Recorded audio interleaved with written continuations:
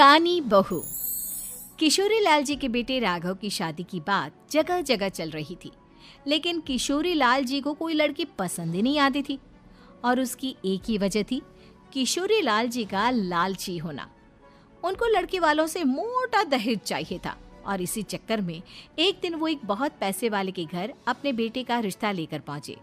उस आदमी का नाम था ओम प्रकाश। देखिए किशोरी लाल जी, मेरी एक ही बेटी है और मेरी सारी संपत्ति जायदाद सब कुछ मेरी बेटी नैना का ही है।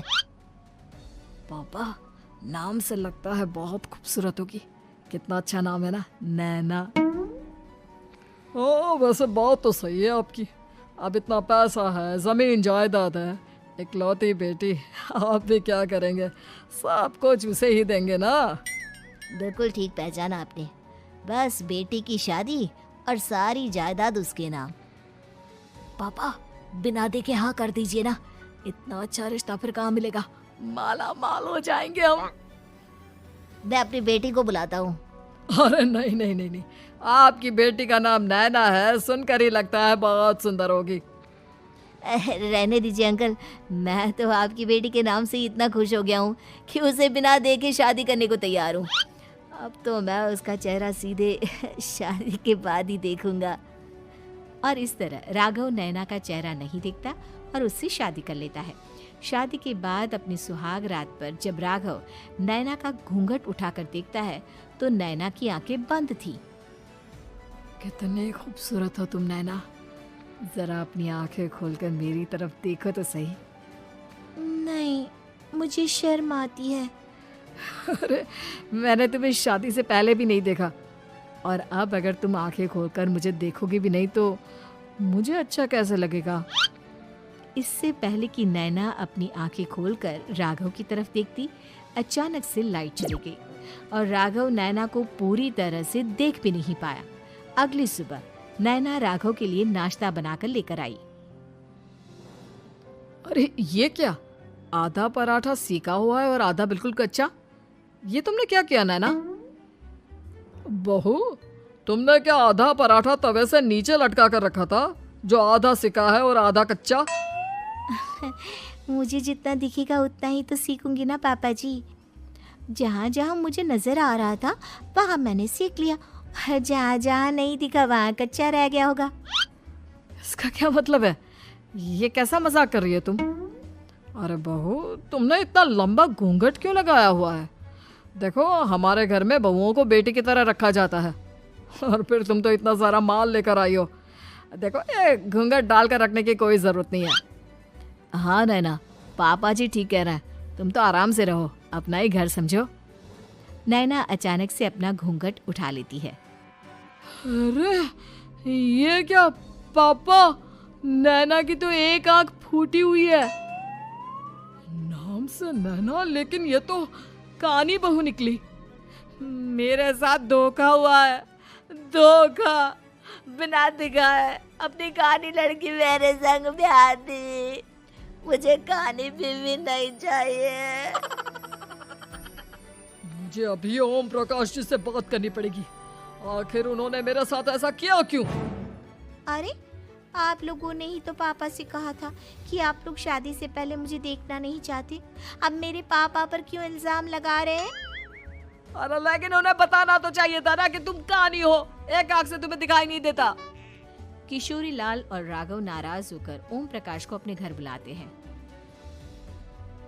पापा जी, ये आपने क्या किया? शादी से पहले बताया क्यों नहीं कि नैना की आंखों में परेशानी है? अरे, आप ही ने तो लड़की देखने से मना कर दिया था। और लेकिन आप बता तो सकते थे। आपको तो हमारी बेटी की प्रॉपर्टी चाहिए थी, वो भी पूरी की पूरी। अब क्या हुआ अगर उसे आधा दिखाई देता है? प्रॉपर्टी तो आपको पूरी मिल गई ना। अरे ये क्या बात हुई? मेरी शादी प्रॉपर्टी से नहीं, आपकी बेटी से हुई है। अब ये तो पहले सोचना चाहिए था, तब तो मेरी प्रॉपर्टी देखकर तुम्हारी जुबान लपलपा रही थी।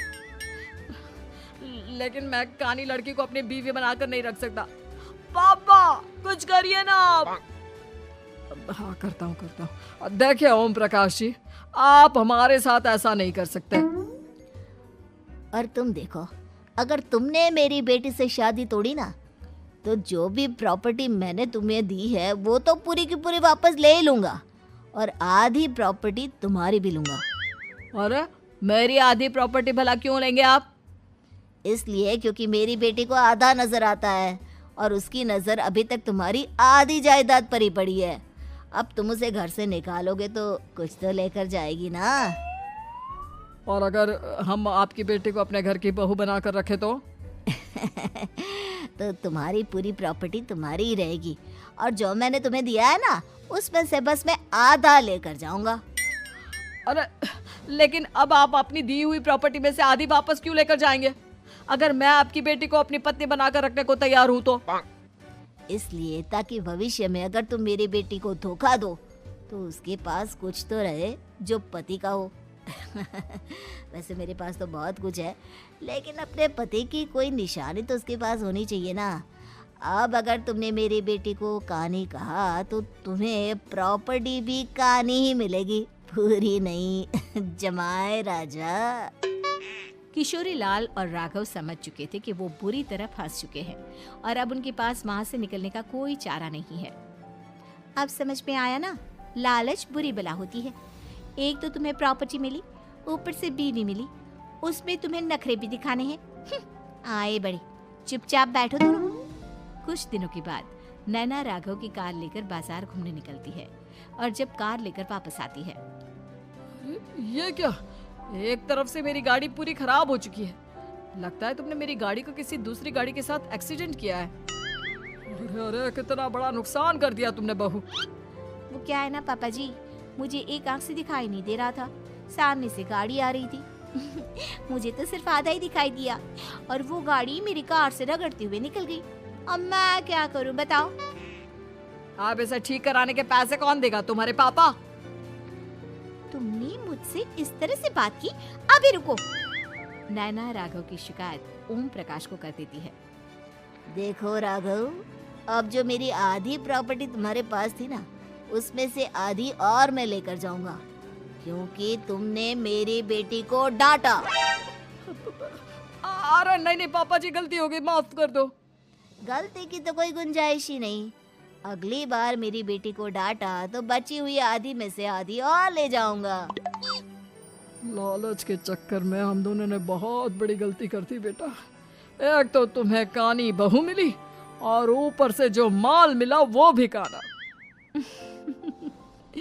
इस तरह राघव की हर एक गलती पर ओम प्रकाश उसकी प्रॉपर्टी का आधा आधा हिस्सा लेकर अपना सारा माल वापस ले गया और राघव को कानी बीवी से काम चलाना पड़ा।